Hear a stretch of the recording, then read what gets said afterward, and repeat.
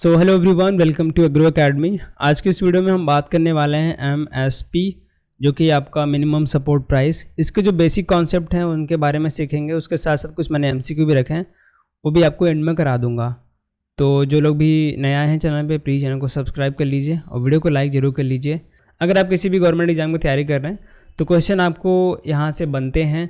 History काफ़ी ज़्यादा पुरानी है एमएसपी की, लेकिन हर साल ये न्यूज़ में रहता है और हर साल अलग अलग सीजन के लिए गवर्नमेंट एमएसपी डिसाइड करती है, जितने भी एग्रीकल्चर कमोडिटीज़ आते हैं इसके अंडर में। तो आपको डायरेक्ट क्वेश्चन बन सकता है कि भाई इस साल पैडी के लिए कितना एमएसपी था, कितना अमाउंट पे था और किसका सबसे ज़्यादा हाई इंक्रीज़ हुआ है। तो ऐसे क्वेश्चन डायरेक्टली बन सकते हैं आपके एग्जाम में। तो इंपॉर्टेंट है, आपसे रिक्वेस्ट है कि वीडियो को आखिर तक ज़रूर देखिए। तो इसको हम शॉर्ट में समझने की कोशिश करेंगे क्या है एमएसपी और कैसे इसको निकालते हैं, ठीक है। तो स्टार्ट करते हैं। सबसे पहले कुछ मैं आपको हिस्ट्री और जो एमएसपी का इंट्रोडक्शन है वो बता देता हूँ, ठीक है। तो जब 1965, आपको पता होगा ग्रीन रिवॉल्यूशन कब आया था।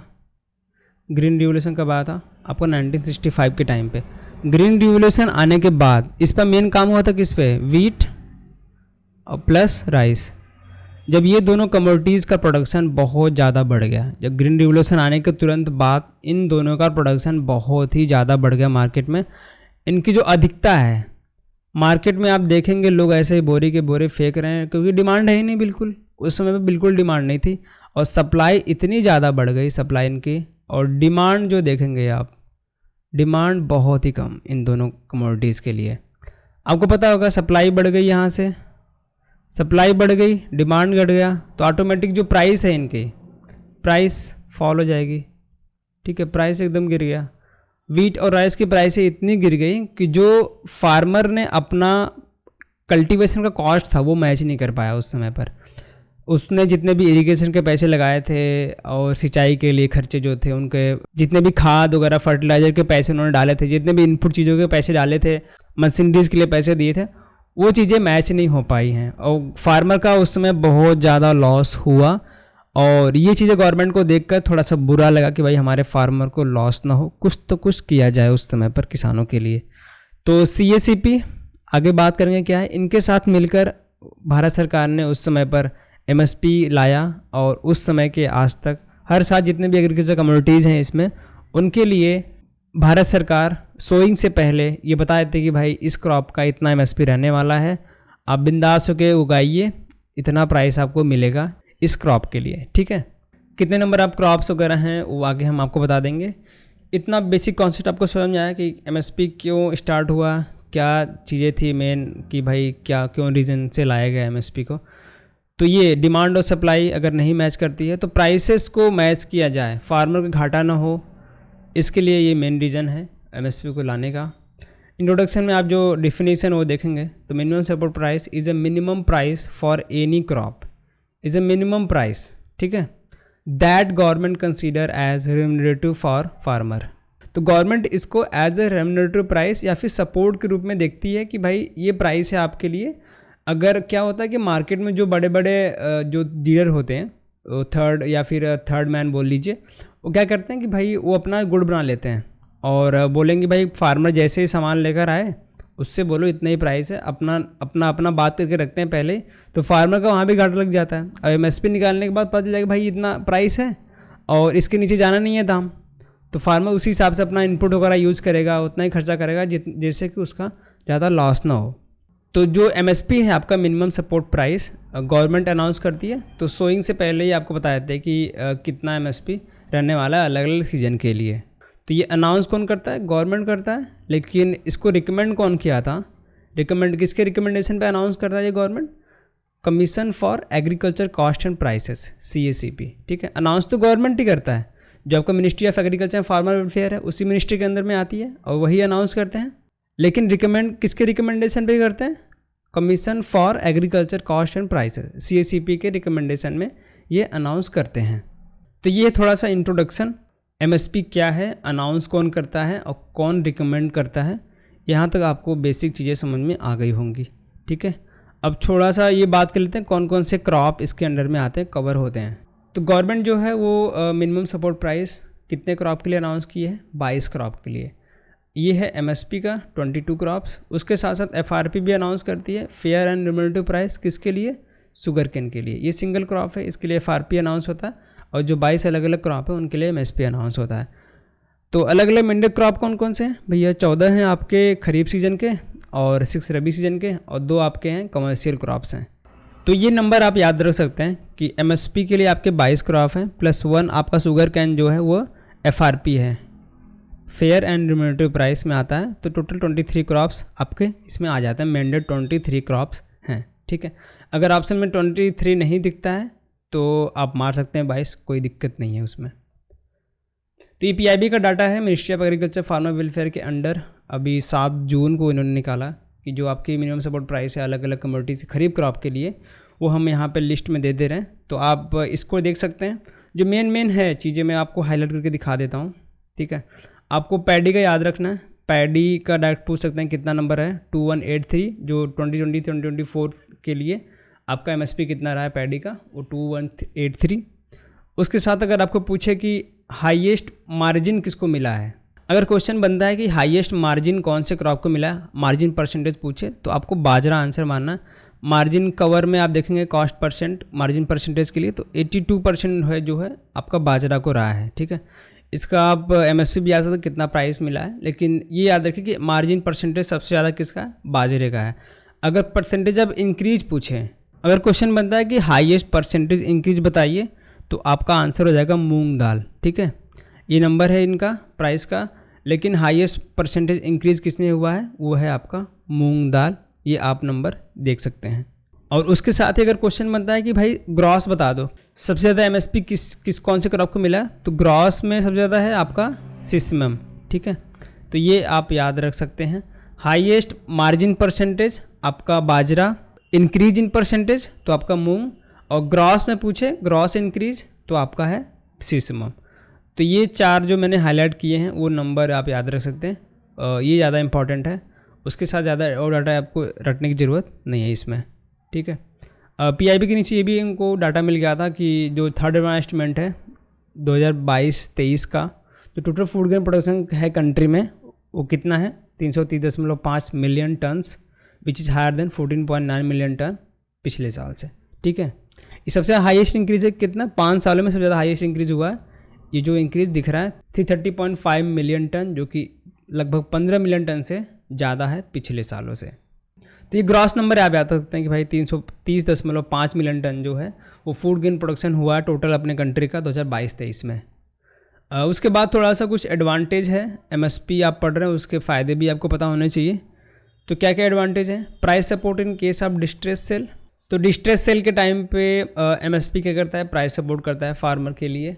डिसीजन मेकिंग, फार्मर जो किसान है इंडिया का, वो ये अपना पहले निर्धारित कर सकता है कि भाई कितना इनपुट वगैरह लगाना है, तो इसीलिए MSP जो है अनाउंस हो जाती है किसके, सोइंग से पहले, तो वो अपना आराम से डिसीजन ले सकता है कि भाई कितना खर्चा वगैरह लगाना है इस साल। ये नहीं कि MSP अनाउंस कर दी इतना और हमने अपना इनपुट वगैरह बहुत ज़्यादा लगा दिया तो हमारे उस प्राइस को मैच नहीं कर पाता है।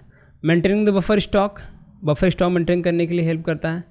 Act as in incentive for the farmer to produce the crop which is an short supply, ठीक है। तो ऐसे क्रॉप जो हैं अगर इसके अंडर में आ रहे हैं तो इंसेंटिव के रूप में फार्मर को मिलता है कि भाई अगर उसकी शॉर्ट सप्लाई हो रही है तो आप उसको उगा कर वहाँ से अच्छा खासा दाम कमा सकते हैं। बेंचमार्क फॉर ओपन मार्केट, तो ओपन मार्केट में आराम से अपने जो है क्रॉप को, जो भी कमोडिटीज़ है वो लोग लेके अपना जाके अच्छे से दाम निकाल सकता है। ये बेंचमार्क प्रोवाइड कराता है MSP। Running government welfare schemes like गरीब कल्याण योजना, इसके लिए आपका FCI भी हेल्प कर देता है। तो ये आपके मेन जो एडवांटेज हैं MSP के, वो आप देख सकते हैं एक बार। आगे है कुछ CACP हमने स्टार्टिंग में बात किया था जो रिकमेंड करता है MSP को, इसके बारे में जान लेते हैं। Commission for agriculture cost and prices CACP, तो ये 1985 से चला आ रहा है, लेकिन इससे पहले 1965 में जब ये एग्जिस्टिंग में आया था तो इसका नाम दूसरा था, एग्रीकल्चर प्राइस कमीशन, उस टाइम पे इसका नाम था। और 1965 में जब एग्जिस्टिंग में आया था, तो अभी 1985 से इनका नाम एग्रीकल्चर कॉस्ट एंड प्राइस के रूप में ये जाना जा रहा है। इसके जो चेयरपर्सन रहते हैं वो PM वगैरह ही रहते हैं, ठीक है। जो सेक्रेटरी मेंबर होते हैं वही रहेंगे, एक ऑफिशियल रहेंगे और 2 नॉन ऑफिशियल रहते हैं। तो यहाँ पे एक और ज़्यादा इम्पॉर्टेंट चीज़ है, ये इमेज मैंने डाली हुई है NCDX की। तो इसके बारे में थोड़ा सा मैं आपको आइडिया देना था कि जो NCDEX है, national commodity derivative exchange limited, ये क्या करती है, जो एग्रीकल्चर कमोडिटीज़ हैं, जो नॉन एग्रीकल्चर कमोडिटीज़ हैं, उनकी ट्रेडिंग के रूप में ही हेल्प करता है। एक ट्रेडिंग प्लेटफॉर्म है, जिसे आप इनकी वेबसाइट पे जाके देखेंगे तो अलग अलग जो जितने भी कमोडिटीज़ हैं एग्रीकल्चर की, नॉन एग्रीकल्चर की, उसमें डेली की जो प्राइसेस में क्या उछाल आ रहा है, क्या गिरावट आ रही है, उसके बारे में ये बताते हैं। तो NCDEX के बारे में अगर पूछे क्वेश्चन बने कि ये किससे डील करते हैं, तो आपको आंसर लगाना है कि भाई एग्रीकल्चर और नॉन एग्रीकल्चर दोनों कमोडिटीज़ के लिए NCDEX डील करता है। तो इसके लिए मैंने यहाँ पे इस इमेज को डाला था। इसकी वेबसाइट का लिंक मैं डिस्क्रिप्शन दे दूँगा, काफ़ी इंटरेस्टिंग है, अगर आप पढ़ना चाहते हैं तो यहाँ पे जाके पढ़ सकते हैं। ठीक है, आगे बढ़ते हैं। उसके बाद मेन चीज़ आता है कि भाई इसको निकालेंगे कैसे डिसाइड करेंगे, कौन कौन से कॉस्ट को कंसिडर कर रही है गवर्नमेंट, कौन से कॉस्ट को नहीं कंसिडर कर रही है, क्या क्या चीज़ों को देखकर गवर्नमेंट MSP देती है फार्मर को। ठीक है, ये एग्रीकल्चर इकोनॉमिक्स वाला पार्ट में आ जाता है आपका। तो अलग अलग कॉस्ट जो हैं आप यहाँ पे देख सकते हैं, cost A1, cost A2, B1, B2, C1, C2 और मॉडिफाइड कॉस्ट C2M। ठीक है, अब मेन चीज़ ये टेबल को देखो आप, कॉस्ट ऑफ कंपोनेंट जो है, तो मेजर जो कैलकुलेशन रहता है इनका कौन से कॉस्ट पे रहता है, कॉस्ट A2 प्लस FL और C2। तो MSP को डिसाइड करने के लिए गवर्नमेंट ये तीन चीज़ें देखती है, A2 प्लस FL और C2। इन्हीं तीनों कॉस्ट को देखकर गवर्नमेंट ने फार्मूला निकाला था 1.5 time of A2 plus FL। अभी हम देखेंगे आप A2 FL के बारे में क्या क्या उसकी चीज़ें में आती हैं, आप यहाँ पे पढ़ सकते हैं। मेन जो चीज़ है, कौन से कॉस्ट को कंसीडर किया जाए, कौन से नहीं, वो बात कर लेते हैं। तो कॉस्ट A2 में क्या क्या आ रहा है, तो जितने भी चीज़ें इनपुट फर्टिलाइज़र वगैरह ख़रीदने के लिए कॉस्ट जो है पॉकेट से दे रहा है अपने फार्मर, वो सारे कॉस्ट कंसीडर किए जाएंगे। और जो भी लेबर वगैरह हायर कर रहा है या फिर अगर लीज पे, अगर उस लैंड को लेकर लीज पे उसको फार्मिंग कर रहा है, वो सारे कॉस्ट वहाँ पे कंसीडर होते हैं। मशीनरी के कॉस्ट, इनपुट वगैरह जो भी लगा रहा है, तो कॉस्ट A2 में जो भी है वो सारे कॉस्ट आएंगे। तो सरकार ने कहा जी हाँ भाई, हम कंसीडर करते हैं ये सारे कॉस्ट आएंगे। तो उसके साथ ही हमारे जो स्वामीनाथन जी हैं, डॉक्टर स्वामीनाथन जी, तो उन्होंने बोला कि हाँ ये सारे चीज़ें कंसीडर होनी चाहिए, उन्होंने भी ये सजेस्ट किया था। अब जो है सेकेंड जो कॉस्ट है आपका, कॉस्ट A2 प्लस FL। तो A2 का कॉस्ट आपने देख लिया, FL में जो आपका आता है फैमिली लेबर। तो कॉस्ट A2 प्लस FL का जो कॉन्सेप्ट है कि भाई जो हम तो A2 का पूरा कॉस्ट तो इसमें रहेगा ही रहेगा, जो फैमिली लेबर का कॉस्ट है उसको भी इम्प्यूट किया जाए और उसको ऐड किया जाए कॉस्ट A2 में, तब जाके ये A2 प्लस FL का कॉन्सेप्ट बनता है। तो ये दो चीज़ें हैं जो कि गवर्नमेंट कंसिडर करती है कि भाई कॉस्ट A2 तो कंसिडर करेंगे, उसके साथ साथ हम A2 प्लस FL भी मान लेते हैं कि भाई जो फैमिली लेबर का कॉस्ट है वो भी हम कंसिडर कर रहे हैं। और ये गवर्नमेंट तो कंसिडर कर रही है, यहाँ पे डॉक्टर MS स्वामीनाथन जी भी ने बोला कि इसको कंसिडर करना चाहिए, वो हो रहा है। लेकिन जो थर्ड कॉस्ट है, cost C2, comprehensive cost C2 क्या बोलते हैं, comprehensive cost includes input cost of family labour, imputed rent owned land. ठीक है, जो ओन लैंड है, अगर कोई फार्मर उस लैंड को खरीद रहा है, उसका जो इंटरेस्ट है उसको भी इम्प्यूट किया जाए, उसका जो रेंट है वो भी उसमें कंसीडर किया जाए। लेकिन गवर्नमेंट यहाँ पे पीछे हट जाती है कि वो कंसीडर नहीं करना है। C2 का जो कास्ट है वो गवर्नमेंट कंसीडर नहीं करती है। तो इसीलिए सिर्फ गवर्नमेंट का जो फार्मूला निकल के आता है, जो 1.5 times of A2 plus FL। ठीक है, ये क्या कंसिडर करते हैं कि भाई जो भी कॉस्ट है आपका A2 का वो तो कंसिडर करेंगे, उसके साथ साथ FL भी ले लेंगे, फैमिली लेबर का जो भी कॉस्ट आ रहा है। हम जो है C2 जो लैंड ओन करता है फार्मर, उसका रेंट हम नहीं करेंगे, जो इंटरेस्ट से मिल रहा है ओन लैंड पे, ओन कैपिटल पे, वो भी हम कंसिडर नहीं करेंगे। तो ये गवर्नमेंट का फार्मूला दिया था 1.5 time of A2 plus FL। तो यहाँ पे अपने जो डॉक्टर MS स्वामीनाथन जी हैं, उन्होंने अपना मेन फार्मूला निकाला कि भाई 1.5 टाइम ऑफ C2 होना चाहिए। तो ये इन्होंने सजेस्ट किया था कि जो फार्मर भाई अपना इनपुट तो लगा रहा है वो भी कॉस्ट लीजिए, फैमिली लेबर को इंक्लूड कीजिए, उसके साथ साथ जो वो लैंड ओन कर रहा है, जो भी रेंट वगैरह दे रहा है, वो भी उसको ऐड करना चाहिए। तो ये हमारे जो स्वामीनाथन जी थे, इन्होंने ये फार्मूला दिया था। तो MSP कंक्लूड करने का मेन जो फार्मूला है आज हम यही देखते हैं। गवर्नमेंट ने ये चलाया 1.5 time of A2 plus FL, Swaminathan ji ने दिया 1.5 टाइम ऑफ C2। अलग अलग जो A2 एंड FL बोल रहा हूँ मैं, यहाँ पे आप कॉस्ट को देख सकते हैं। डायरेक्ट क्वेश्चन बन सकता है कि भाई कॉस्ट A2 में क्या क्या कंसिडर होता है, कॉस्ट B1 में क्या क्या चीज़ें आती हैं, कॉस्ट C2 में क्या क्या चीज़ें आती हैं, डायरेक्ट आपको ऑप्शन बन सकते हैं। तो ये चीज़ें आप याद रख सकते हैं यहाँ पे इस टेबल को। ठीक है, ये आई होप आपको समझ में आ गया कैसे ये चीज़ें निकालते हैं और कौन चीज़ों को कंसिडर नहीं करती, किसको कंसिडर करती है, वो चीज़ें थोड़ा सा आपको क्लियर हो गए होंगे यहाँ पे। ठीक है, तो बस यही है कुछ इंपॉर्टेंट चीज़ें मैंने ट्राई किया है कि बहुत ही शॉर्ट में समझाने की कोशिश किया जाए। ठीक है दोस्तों, तो उसके बाद थोड़ा सा क्वेश्चन देख लेते हैं कौन कौन से क्वेश्चंस हैं इसमें। तो क्वेश्चन नंबर 1 क्या है, which of the following is the central procurement agency for cotton. Cotton के लिए कौन सा सेंट्रल प्रोक्योरमेंट एजेंसी है वो आपको बताना है। ऑप्शन नंबर हैं आपके NAFED, SFAC, CCI, cotton corporation of India. तो इन तीनों में से बताना है कौन सा कॉटन प्रोक्योरमेंट एजेंसी है। नाफेड है, एसफैक है, CCI है। तो इसके लिए करेक्ट ऑप्शन कौन सा है? Option only A, only 1 and 3, only 2 and 3 या फिर ऑल ऑफ दीज। तो करेक्ट ऑप्शन हो जाएगा option number C, SFAC and CCI। ये दोनों एजेंसियां हैं जो कि कॉटन को प्रोक्योर करती हैं, नाफेड नहीं करता है। ये आप आज याद रख सकते हैं। Question number 2, MSP comes under which domestic agriculture subsidy. MSP कौन से एग्रीकल्चर सब्सिडी के अंदर आता है? Green box subsidy, amber box subsidy, blue box subsidy या फिर ऑल ऑफ दीज। ये आपको यहाँ पे बताने हैं। ये सब्सिडी वाला कॉन्सेप्ट WTO के अंदर आ जाता है, लेकिन ये इसलिए डाला कि MSP एक एग्जाम्पल है किसका?